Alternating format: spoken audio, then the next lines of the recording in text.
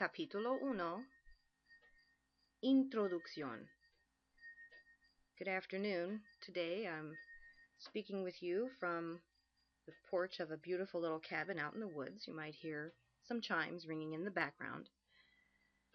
This is the introduction to our next chapter, Capítulo 1.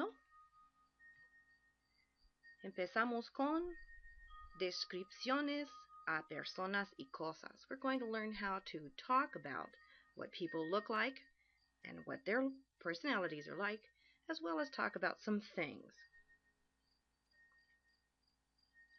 See that map? ¿De dónde es?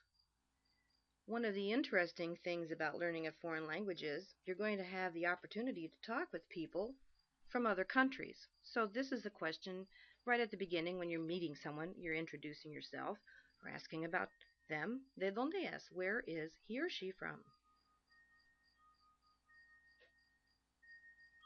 ¿Qué estudias?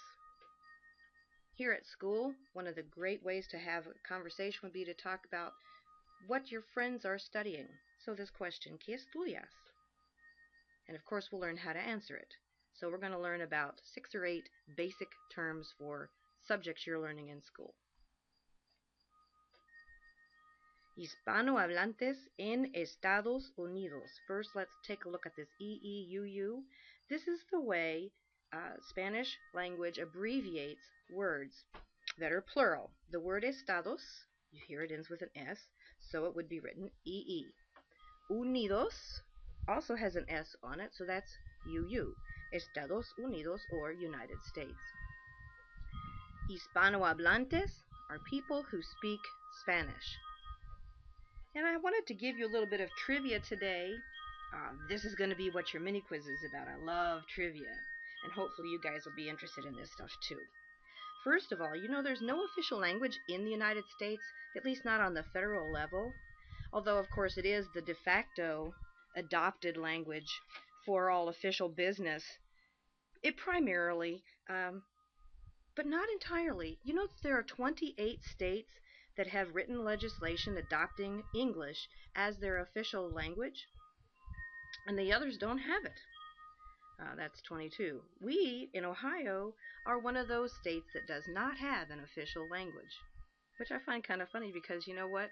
Puerto Rico has adopted English as their foreign language, along with Spanish.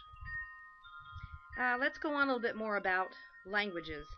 There are, in case you're interested, trivia buffs who might want to do well on tomorrow's quiz, 337 languages spoken or signed in the United States according to the last census.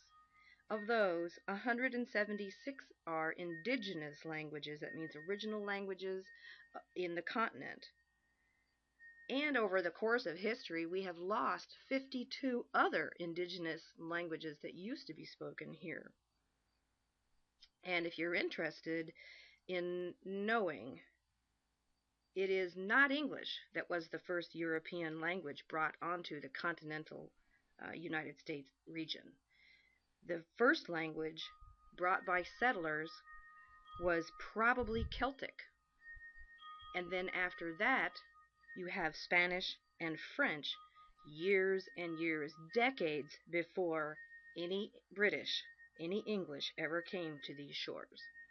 So English, although it is the predominant language, is not even the first European language on this continent. All right, enough of trivia. We're going to learn about to be or not to be. Ser o no ser, la alternativa es esta. Another question for you who want to do well on the mini quiz. We have again the same reference. You see the man holding the skull. This is a piece of a famous line from Hamlet. And who wrote Hamlet? Shakespeare, yes. Ser o no ser, to be or not to be. We're going to learn how to use the verb to be.